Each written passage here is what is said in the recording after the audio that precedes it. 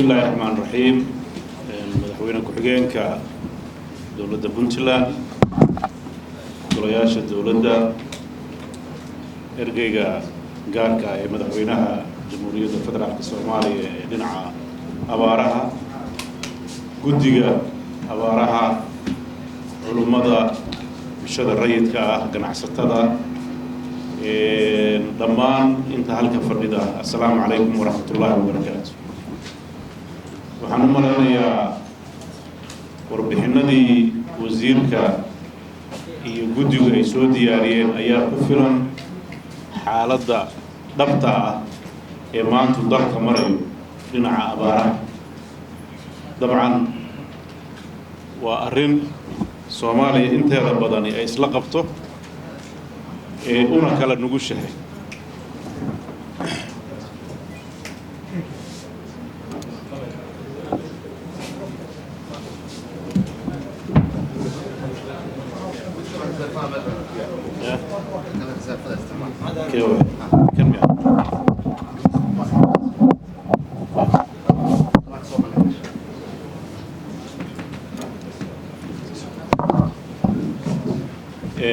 inkastoo deegaanadu ay u kala nugul yihiin waxa maanta hadda shirkan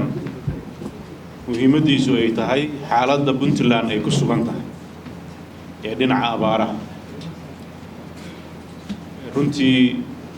bulshada reer Puntland iyo dawladuba iyadoo kaashanaysa hay'adaha caalamiga ah ee la shaqeeya dadaal badan ayaa lagu bixiyay sidii looga hortagi lahaa muddooyinkii u dambeeyay sida abaaraha loo xakameyn lahaa waxa ka dhashay waad arkayseen dadku waxa la isku dayay in meelahoodii gargaar loogu fidiyo waxa aad looga shaqeeyay in biyaha loo dhaweeyo waxa aad la isugu dayay intii karaan ah oo la kari karo in quudin loo sameeyo waxa bulshadu sidoo kaleeto ay dadaal dhexdeeda ah samaysay in dadka marka ay abaaroobaan deegaano kaleeto loo raro iyadoo laga wada kaashanayo ama dadka markaa miyiga jooga ha noqdaan ama dadkooda eheladooda magaalada jooga iyo kuwa dibadaha jira intaba runtii xaaladdu waxaad moodaysaa inay maalin ka dambaysa soo adkaanaysa maxaa yeelay hantiilayaasheenna dhabta ah ee Soomaalidu waa dadkeena xoolo dhaqatada ah oo hanti la taaban kara gacanta ku hayay haddii hantiilayaasheenni ay hantida dhaafto oo ay ceyrtoobaan waxaad adkaanaysa in dalkan xaaladda ku wajahan haddaanan la isugu tegin oo la daba qabanin dabcan ilaahay baan baryaynaayo annagu roob ma keeni karno laakiin waa la tacaali karnaa waxa ka dhashay waxa ka dhalanaya waxa ugu daran waxa weeye inay dadkii miyigii ay ku noolaayeen intii ku noolaan waayaan ay magaalooyinka soo tuuntaan ama meel magaalo u eg khatarta weyn waa taas maxaa yeelay bulsho intaa la eg oo malaayiina inay soo dhoobtaan IDPs iyo meelo magaalada qarkeeda ah oo wax gargaar ah oo nololeed oo magaalo ah oo u habaysan aysan jirin maxaa yeelay hab nololeedkoodu wuxuu ku xirnaa miyiga hantidoodu waxay ahayd xoolo noloshoodu waxay ahayd nolol fadhida dhaqaalahooduna wuu sugnaa bal iyagaa dadka wax tari jiray haddii intaas ay cayr noqoto kuwii ay wax tari jireen ee magaalooyinka joogay ee u soo cayrtoobaan waad garan kartaa culayska ay yeelan karto marka arrintan muhiimadda shirkan loo qabtay waxa weeye in waqti badan la geliyo sidee ugu habboon oo nuga hortegi karnaa haddii ilaahay uu qadaro oo ilaahay aan kaashanno oo labada bilood oo hadda ka dhiman xilliga guga ama saddexda bilood aan la tacaalno inaan dadka meelahooda ku hayno oo la tacaalno oo markaas roob fiican oo caamiya intuu u yimaado noloshooda dib u fufto waa sida ugu fiicnaan lahayd oo aan jeclaan lahayn laakiin cimilada isbedeshay iyo saadaasha mar walba lagu celinayo oo maalinta ka dambaysa wixii loola sheegay aan arkaynay maxaa yeelay hadda waxa maanta dhacaya muddo ka hor ayaa la saadaalinayay waad ogtihiinoo Puntland hadda waxaa ka furan hay-ad qaabilsan biyaha maxay ahayd magaceed maareynta biyaha iyo dhulka oo xogta ururisa oo aad ula socota saadaasha roobabka iyo waa ninkii dhallinyarada ay hadda macluumaadka la tusinayay runtii hay-addaas nooceeda Soomaaliya Puntland bay ka furan tahay intii ka horeysay Swalam niman la yiraahdo oo FAO baa hay jiray waxay joogi jirtay dalka Kenya hadda waxay joogtaa Puntland oo maalin kasta waxay la socotaa xogta dhabta ah waad arkayseen 2020 iyo 2021 dhulku soo bedelo arkayseen inaan gabiib cad oo aan wax cagaar lahayn inay ahayd waa dinkii arkay marka halkaas runtii khatar aan la dhayalsan karin baa soo socota oo ku wajahan guud ahaan Soomaaliya gaar ahaan Puntland oo markeeda horeetaba dhul guban u badan ahaa oo aan maaragtay dhulalka dhirtu iyo roob ku badan yihiin markii horena aan ahayn marka runtii khatartaas waa khatar u baahan in aad looga foojinaado dabcan xukuumad ahaan muddo hore ayaan muddo hadda laga joogo 6 bilood ayaan guddiyo samaynay oo madaxweyne ku-xigeenku uu aad u jeergareynayay oo hay-adan iyo xogaha iyo hay-adaha dawladda iyo kuwa maaragtay samafalka ee nala joogo si dhow aan la soconaynay si dadka loogu geeyo meelahooda runtii shaqo aad u fara badan baa la qabtay 2 sano la soo dhaafay oo aad arkayseen warbixintii ugu dambeysay oo ahaa ceelal fara badan in la qoday wara badan in la sameeyey maxaa yeelay istaraatiijiyadii 3 sano ka hor markay xukuumaddan retreat ka samaysay ay aragtay waxay ahayd khatarta ugu weyn ee Puntland ku soo fool leh oo hadday abaari dhacdo oo laga bartay wixii hore oo dhacay khaasatan midii dhacday 2017 inay tahay biyo yaraan marka dawladdu istaraatiijiyo xoog waxay saartay inay biyaha dadka meelahooda ugu geyso si aan IDPs loo abuurin xilligaas hore waxaa xoolaha iyo dadka ka hayaaminayay inta badan waxaa jiraysa dhul caws leh in looga tagay harraad hadda Puntland waxaa lagu guulaystay ceelal aad u fara badan meel walba in laga sameeyey waro in la sameeyey in la isku dayay in biyaha lala tacaalo laakiin hadda tan way ka duwan tahay oo baadkii baa meesha ka baxay xoolihii waxay cunaan ma haystaan hadday xooluhu leedaana dadkii manaafacaadsanaya ka daba dhimanaya arrintaas runtii waa khatar u baahan in la iska kaashado shirkii ugu dambeeyey golaha wadatashiga qaranka xamar ay ku yeesheen dowladda federaalka iyo dowladaha xubnaha ka ah waxaa aad loogu lafaguray xaaladda abaarta ee soo taagan waxaa shirkaas nagala soo qayb galay hadda jooga mudane cabdiraxmaan cabdishakuur oo madaxweynuhu u magacaabay inuu yahay ergey gaarka ah runtii warbixinta uu na siiyey waxaa khatarta Puntland u sii dheer gobollada koonfureed khatarta ay ku hayso argagixisada isay ula mucaamilayso dadka oo ay ku kallifayso inay xataa haddii ay roob haystaan waxba beeran waayaan oo ay lacag fara badan ku soo rogday oo iyaga naftirkooda xataa warbixinaha qaybtooda waxay noo sheegeen meelaha qaarkood iska daa hantida lacagta laga qaado qoyska qof in lacag looga qaado oo markaa ay ku khasbanaadeen inay IDPs ka yimaadaan oo culays ku noqotay guud ahaan Soomaaliya runtii khatartu aad bay u weyn tahay shirkaas waxaa la isla raacay in si wadajir ah dowladda federaalka iyo dowladaha xubnaha ka ay wada shaqeeyaan waxaa ergeyga uu u xilsaarnaa in uu sameeyo maaragtay qayladhaan iyo hay-adaha caalamka maxaa yeelay dadka Soomaaliyeed hanti hadda ay ugu garab istaagaan bulshadooda ma haysato dowladda Soomaaliya ama state ha joogto ama federaal ha joogto waxa dakhliga soo gala oo meelaha ugu roon hadda Soomaaliya iyo Puntland aan ognahay waxa weeye waxa la tacaalaa waxa weeye waxyaabaha asaasiga ah in nidaamka dowladnimadu uu sii jiro runtii isaga warbixinta u dayn doona laakiin intii hadda aan la fadhiyo wuxuu ii sheegay qayladhaan badan oo la sameeyay in xogaa soo jeedasho xagga loo soo jeeday ay jirto waxa uu qaabilsanaa inuu isku dubirido maaragtay gargaarka imaanaya iyo sida ay yihiin isagoo la kaashanaya sida lagu heshiiyey hay-adaha dowladda ee u xilsaaran ee wasaaradaha gargaarka ee dowladda federaalka iyo dowladaha xubnaha ka ah runtii mechanism haddaan la helin dadka waxba lama gaarsiin karo haddaan hab dowladeed oo dadka lagu gaaraysan jirin oo dadku iska yaaco oo nidaamku naga kharramo wax aan qabsan karno male arrintaas runtii shirkaas madaxweynaha goobjoogka ah ra'iisul wasaarihii hore oo xilka wareejiya joogay madaxweynayaasha isteediyada oo dhan baa joogay habkaas ayaa lagu heshiiyey in weliba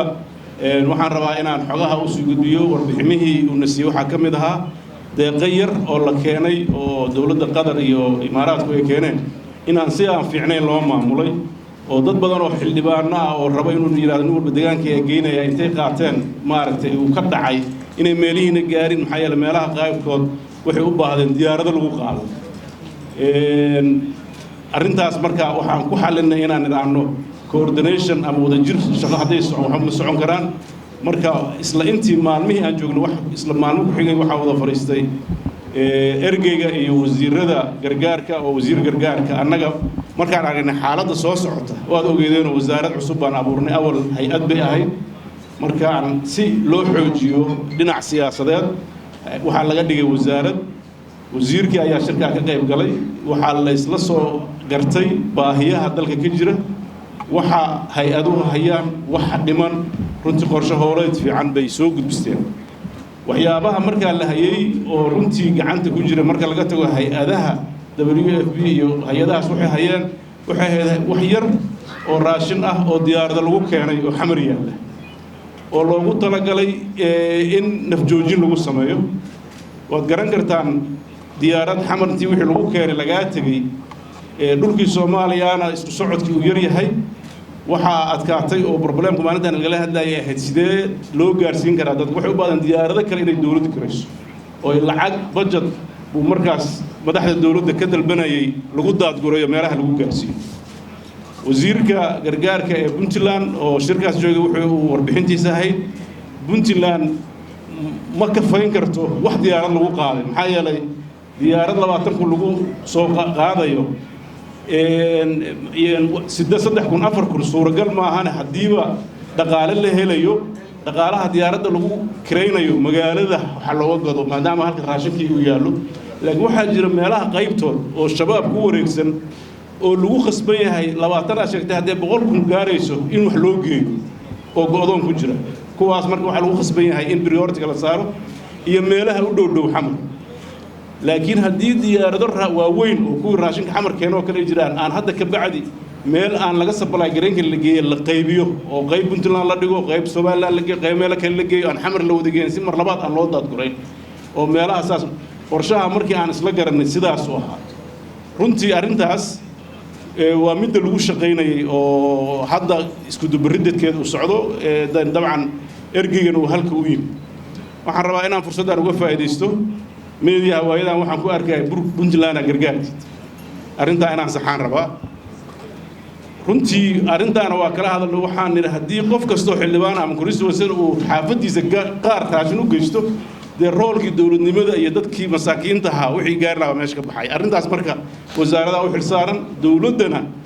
sideedaba hay-adaha fulinta u xilsaaran in ay dadka wax gaarsiiso iyadoo kaashanaysa bulshadeeda iyo wixii suuragal ah diyaaraddii timid Garowe waqti aad u dambeeya ayaa lagu soo wargeliyay dawladda oo si waliba aanan rasmi ahayn laakiin waxaan markii la codsaday in la dejiyo oo dawladdu la wareegto wasiirku hadda waa ay maqlayaaye xataa markuu dejiyay waxa ka daba yimid dad dhahaya annaga si gaar nagu socoto waxaan rabnaa in annagu qaybno saas ma wasiir waxaan ku yiri arrintaas hadda dawladnimadu ay xudhimaysaa wixii lagu keenay dadku si ugu kala baahi badan yihiin u geey middan hadda timid Boosaaso dabcan anu waan maqnaa laakiin markay waxa dhaceen madaxweyne ku-xigeenkan soo wacay wasiiradii aan soo wacay dadka oo dhan wax bini aadan oo ka warqabay mar oo dawladda ah horena dawladda Puntland waxay u codsatay diyaaradaha noocaas inay dambe ku jirin tani waxay sii dheeraysiisay in khilaaf habkii maamulka ah ay ku keento oo dhibaato iyadana la timid runtii wixii halkaa ka dhacay waa ka tacsiinaya waana ka xumahay waxaan ilaahay uga baryayaa intii ku dhimatay inuu naxariista janno siiyo inta ku dhaawacmato u booga dhagayo khaladka dhacayna uu mar dambe dib u dhicin waxa sababay oo arrintaa dhacana in aysan mar dambe soo noqon oo waxa qofku uu wax ku yahay oo mas'uuliyad ama raashin loo dhiibo ama awood loo dhiibo ay tahay waa dawladnimo dadku halkaas iska maraa ilaa xil lagu dhiibo maalinta xil lagu dhiibo haddii adiga tiraahdo dawladnimadii aad xilka ku timid ma ilaalinayo ogow adiga un baa gacantaada isku dilaa waana khatar marka waxaan u baahanaa inaan dawladnimadeena ilaalino kala dambeynta iyo dawladnimada ayaa danteena ku jirta dadkan aan aragnay filmadooda sida kaliya aan wax ku qaban karno waa inaan dawladnimo ku gaarno haddaan caalamka wax ka codsanayno haddaan annagu wax haysanno haddaan bulshadeena wax ka ururinayno waxaan u baahanaa authority na lagu aamino na lagu dhiibo haddaynan taa lahayn dee shakhsiyaadka halkaa taagan oo badan oo ka wada danqanaya oo waxba qaban karin baa la mid noqonaynaa marka dawladnimada aan samaysanay ilaalin bay nooga baahan tahay iyo inaan maaragtay danaha aan dawladnimada macnaheedu waxa weeye inaan danaheena ku qabsano marka ilaahay idankiisa waxaan rajaynayaa taas hadda inaan ku dheeraado ma rabo laakiin waan baraarujin bay iga tahay waxaan si gaar ugu mahadnaqayaa culummada oo mar walba u taagan arrimaha khatarta ah markay soo baxaan siday kaalintooda u qaadan lahaayeen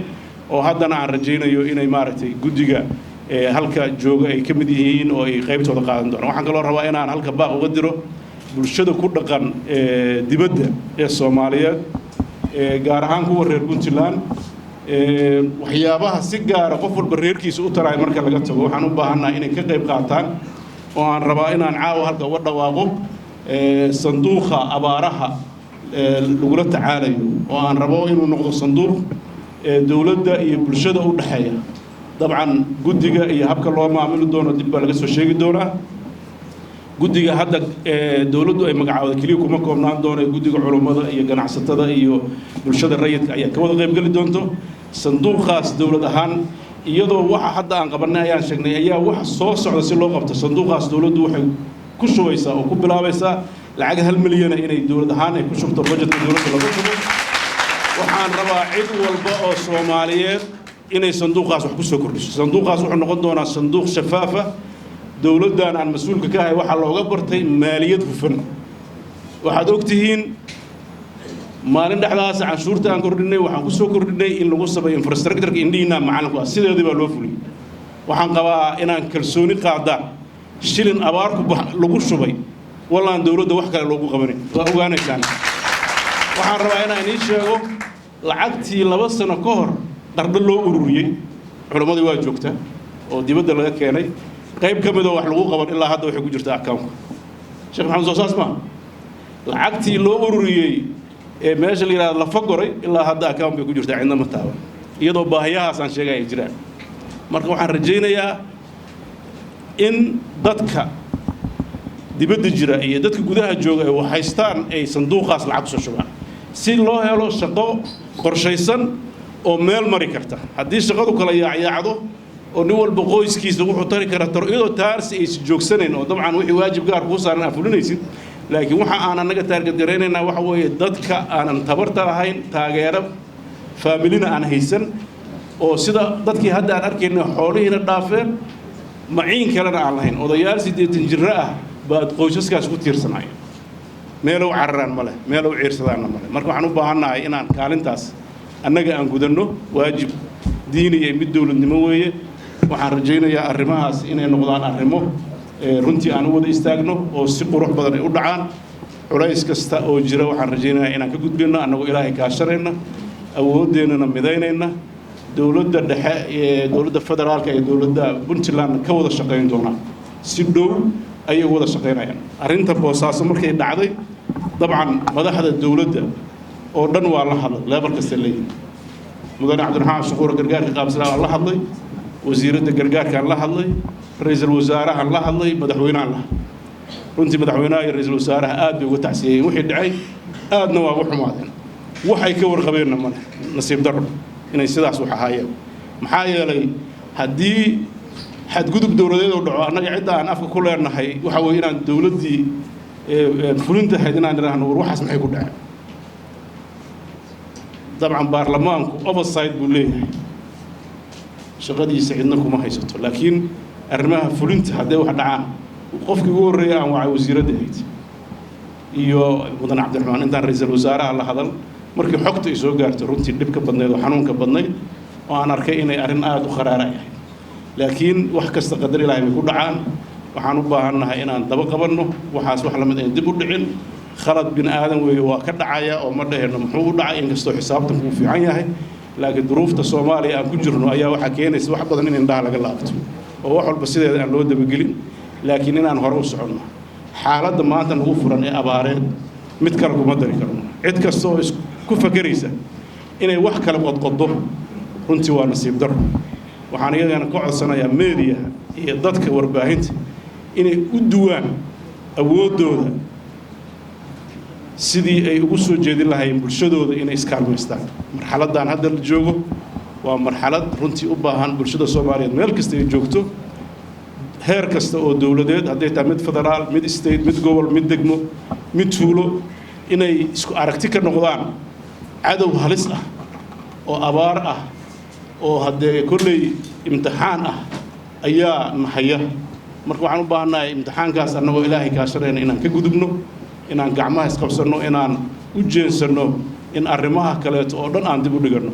dhaqaalaha iyo kharashka meelaha kale ku baxayo dhan inaan yareyno dawlad ahaan ayaa noo qorshaysan si aan u kabno xaaladaas inaan wajahno dabcan lacagta aan leenahay hadda aan bixinayna miisaaniyadeenu isdhin ku jiro oo ay adag tahay ayaan rabnaa inaan ka jarno marka dad badan wax badan oo wax ku qaban jirnaa ayaan ka goynaynaa si aan wax adag ugu sameeyno waxaan kaloo rabnaa inaan dib habeen ku sameeyno dadka magaalooyinka ee la taageeri jiray ee awal tabaalaysnaa